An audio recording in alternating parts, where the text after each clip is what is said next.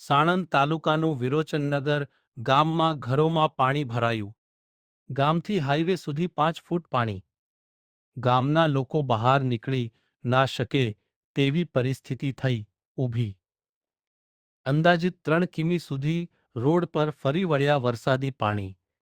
તંત્રો દ્વારા ઊભા પગે રહીને કામગીરી ચાલુ કરી. સાણંદ તાલુકાના છારોડી ગામમાં રેલવે સ્ટેશન ગામમાં પાણી ભરાયા.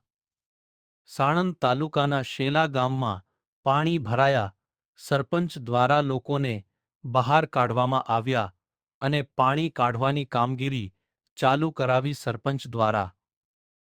સાંદ તાલુકાના કલાણા ગામે પણ રસ્તામાં પાણી ભરાયા અને કામગીરી ચાલુ કરાઈ.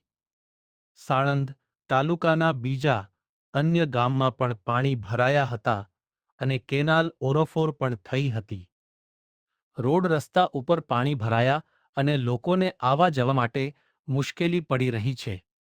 સાણંદ તાલુકાના બધા જ ગામમાં વરસાદના લીધે મુશ્કેલી પડી રહેશે. અમુક લોકોના ઘરમાં પણ પાણી ભરાયા છે.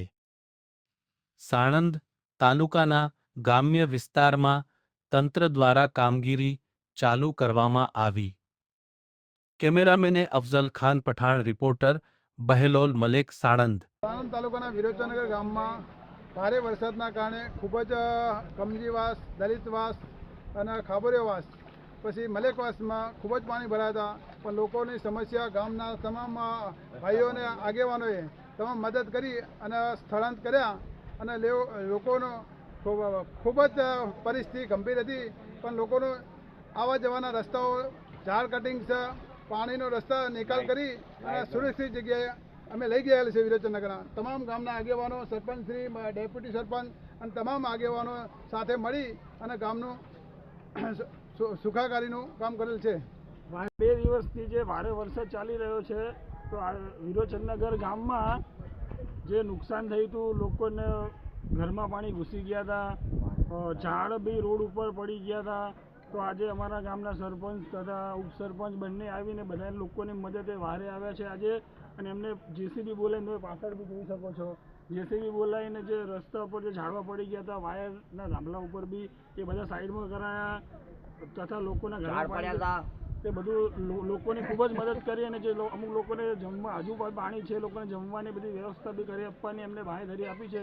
અને એક સરસ ઉદાહરણ એમને બેસ્ટ સરપંચનું એમને ઉદાહરણ પૂરું પાડ્યું છે. નમસ્તે મિત્રો, હું છું ચાંદની પરમાર. આપની મનપસંદ ચેનલ એટલે કે દીવ મિરર ન્યૂઝ ચેનલને લાઈક કરો, શેર કરો અને ફોલો કરો. અને હા, તેમાં દરરોજ તાજા સમાચાર જોવાનું ભૂલશો નહીં. નમસ્કાર દર્શક મિત્રો, હું છું પાયલ બામભણિયા. આજના મુખ્ય સમાચાર, દેશ વિદેશ, ગુજરાત રાજ્યના તાજા બ્રેકિંગ સમાચાર નિહાળો દીવ મિરર ન્યૂઝ ચેનલ પર દરરોજ રેગ્યુલર.